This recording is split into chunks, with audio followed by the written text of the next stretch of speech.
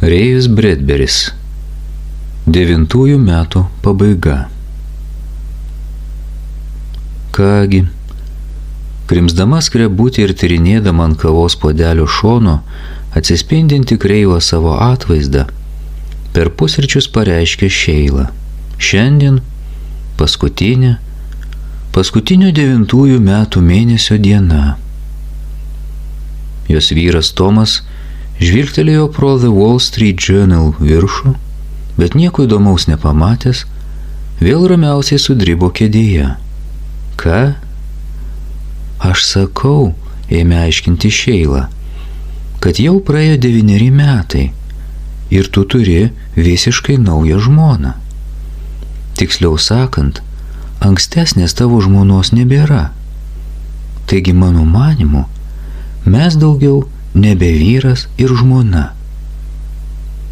Tomas nuleido Journal ant dar nepradėto savo kiaušinienės, pakreipė galvą į vieną pusę, paskui į kitą ir paklausė, kaip suprasti nebe vyras ir žmona. Nebe, nes tai įvyko seniai, kai aš turėjau kitą kūną ir buvau visai nedabartinė aš. Ji užsitepė sviestų dar vieną skrebutį ir ėmė susimašiusi jį žiaumoti. Tomas gurkštelėjo kavos. Nagi paaiškink, pareikalavo jis.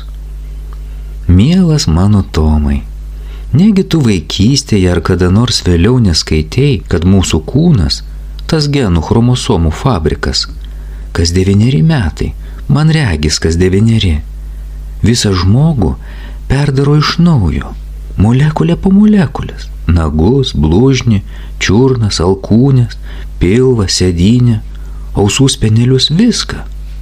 Nagi trumpiau, burbtelėjo jis, prie esmės, žmonelė, prie esmės. O esmė, mielas Tomai, yra tokia, kimždama skrebutį atsakė ji, kad su likščiais pusryčiais aš baigiau atnaujinti savo sielą ir dvasią, iš naujo perkūriau visą savo kūną, kraują ir kaulus. Ši moteris, sėdinti priešais tave, yra visai ne ta, kurią tu vedėjai. Aš ir pats 100 kartų taip sakydavau. Aš nejuokauju. Ar tikrai, burbtelėjo jis? Leisk man baigti. Jeigu mokslininkai neklysta, tai praėjus 9 metams šioje būtybėje, kuri drauge su tavim valgo šiuos iškilmingus pusryčius, nebėra likę ne vieno plaukelio, blakstienos, odos poros, duobutės ar folikulo, kurie turėtų ką nors bendro su ta ankstesnėje Sheila Tompkins, kuri prieš 9 metų šeštadienį 11 val. Ryto tapo tavo žmona. Tai 2 skirtingos moteris. Viena iš jų yra glaudžiai susijusi su dailiu vyriškos lyties padariu, kurio apatinis žandikulis, jam skaitant Journal, iššoka į priekį kasos aparato stalčius. O antroji, praėjus minutei po lemtingosios valandos, iš naujo gimė, laisva, štai taip. Ji pakilo nuo stalo ir susiruošė bėgti. Palauk, jis skubiai dar kartą gurkštelėjo kavos. Kur tu dabar eini? Lauk, į laisvę? Ir kas žino, galbūt visam laikui? Nuo durų atsiliepė ji. Į laisvę? Nesąmonė, grįžk atgal, sėskis, liūtų tramdytojo balsu nurodinėjo jis. Ji neiškart pakluso, tad jis pridūrė, po velnių, turi man bent paaiškinti, sėsk. Ji iš lėto grįžo. Tik trumpam, kol nupiešiu tau paveikslą. Tai piešk, sėskis. Ji liūdnai įsistebeilijo į savo lėkštę. Regis aš suvalgiau viską iki paskutinio trupinėlio. Jis pašoko, pripuolė prie spintelės, prikrovė lėkštėn omleto ir trinktelėjo ant stalo priešais ją. Štai kalbėk pilną burną, kad nori. Ji paėmė šakutę. Juk tu supranti, kur link aš kreipiu, ar ne, Tomazinai? Prakeikimas. Aš maniau, kad tu visai laiminga. Taip, bet ne beprotiškai laiminga. Beprotiška laimė ištinka tik tai pamišėlius per jų medaus mėnesį. O tai, prisimenu, atsiduso ji. Tai buvo anksčiau, O dabar yra dabar, tai kogi tu nori? Aš visus metus jutau, kaip tai vyksta. Gulėdama lovoje, jaučiau, kaip peršti mano oda, o jos poros prasiveria lyg 10 000 mažų burnyčių. Prakaitas žliaugia kaip iš čiaupo, širdis daužosi, o pulsas ima mušti keiščiausiose vietose – po smakru, riešuose, pakinkliuose, čiurnuose. Lyg būčiau didžiulė tirpstanti vaško statula. Vakarais vonioje man būdavo baisu užsidegti šviesą, kad veidrodyje nepamatyčiau visai nepažįstamos pamišėlės. Gerai, jau gerai.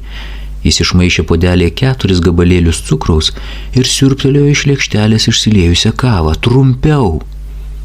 Kas valandą, kiekvieną naktį ir kiekvieną dieną aš jaučiausi taip, lyg būčiau pakliuvusi į šiltą rugpjūčio liūtį, kuri plauna nuo manęs visą, kas sena, ir atidengia naują būtybę. Kiekvienas serumo lašelis, kiekvienas baltasis ir raudonasis kraujo kūnelis, kiekvienas įkaitęs nervo galiukas buvo perdarytas iš naujo. Aš turiu naujus kaulų čiulpus, naujus plaukus, naujus pirštų atspaudus. Ko tu į mane taip žiūri? Na gerai, pirštų atspaudai gal ir tokie patys, bet visa kita nauja, supranti? Argi aš nesu visiškai naujas, šviežias Dievo kūrinys? Įsidėmiai nužvelgė ją nuo galvos iki kojų. Čia kažkokie pamišėlės kliedesiai, pareiškė jis. Matau tik moterį, bebaigiančią padūkti iš nuobodumo. Ko tu tiesiai nepasakai, kad nori skirtis? Nebūtinai. Ką reiškia nebūtinai, užriko jis. Aš paprasčiausiai išeinu. Ir kurgi tu eisi? Turigi atsirasti kokią nors vietelę, miglotai atsakė ji, kapstydama grioveliu savo omlete. Tu susiradai ką nors kitą? Sugniaužęs kumštyje šakutę, po kurio laiko paklausė jis. Kol kas dar ne. Na, ačiū Dievui, nors tie gerai, lengviau atsikvėpė jis.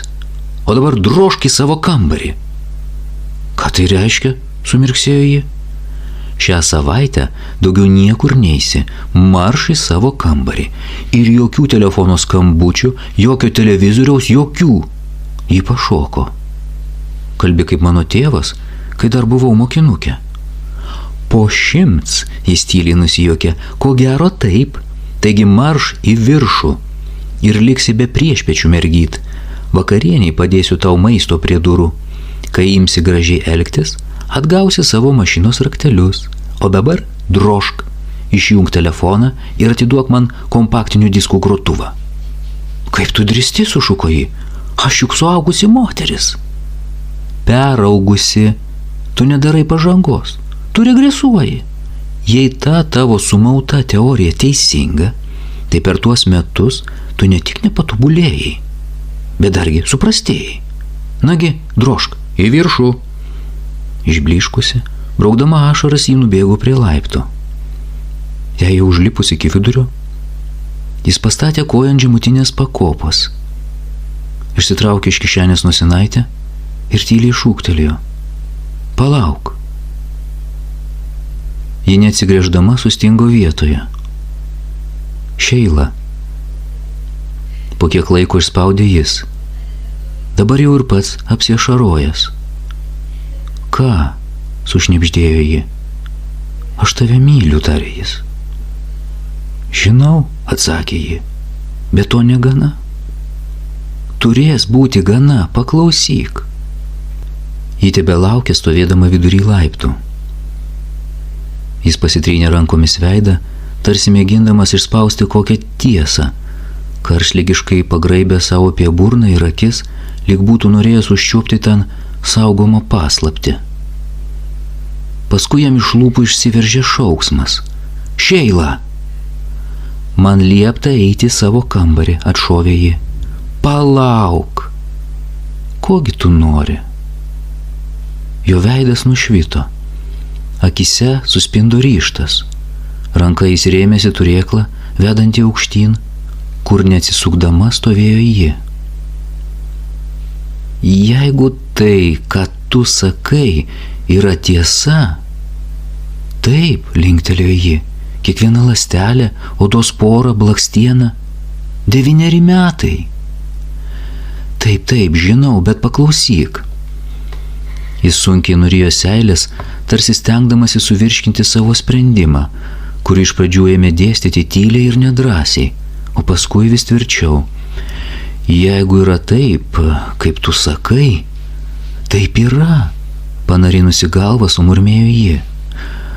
Tuomet iš lėto nutęsė jis, tas pats nutiko ir man.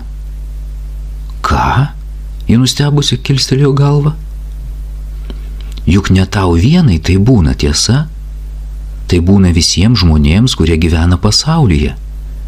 Ir jei tai tiesa, na, tuomet ir mano kūnas per pastaruosius 9 metus keitėsi draugė su tavuoju.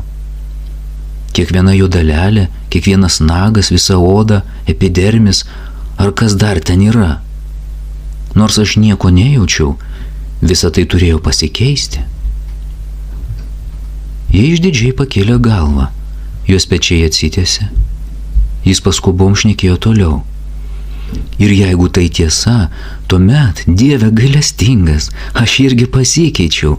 Ankstesnis Tomas, Tomis, Tomasas, Tomazinas liko praeitinė lyginant sena gyvatės išnara.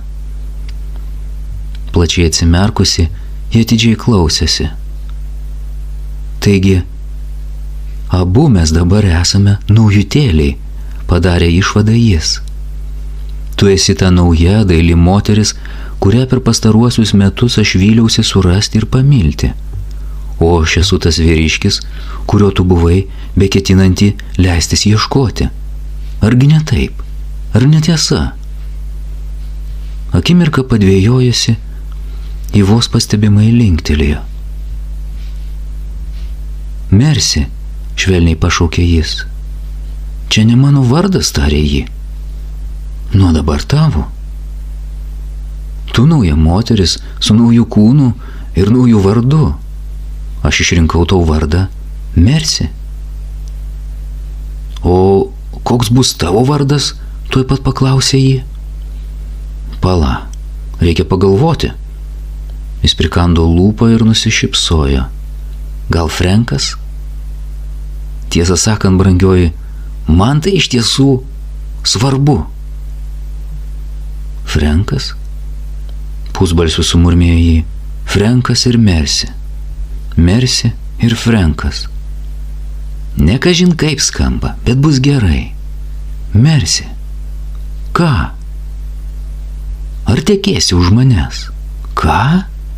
Aš klausiu, ar tekėsi už manęs? Šiandien pat. Po valandos. Vidurdienį. Gerai? Dabar jį pagaliau atsigręžė ir pažvelgė į jį.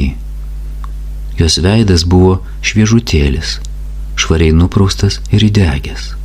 O taip, atsakė ji, paskui mes kur nors išdumsim ir vėl kuriam laikui pabūsim pamišėliai. Ne, papurtė galvą ji, gerai ir čia nuostabu. Tuomet eikš, jis ištiesė jai ranką. Turim dar 9 metus. Iki kitos permainos. Lipk žemyn, Mersi, ir baigim savo vestuvinius pusryčius. Ji nulipo laiptais, paėmė jo ranką, nusišypsojo ir paklausė. O kur šampanas?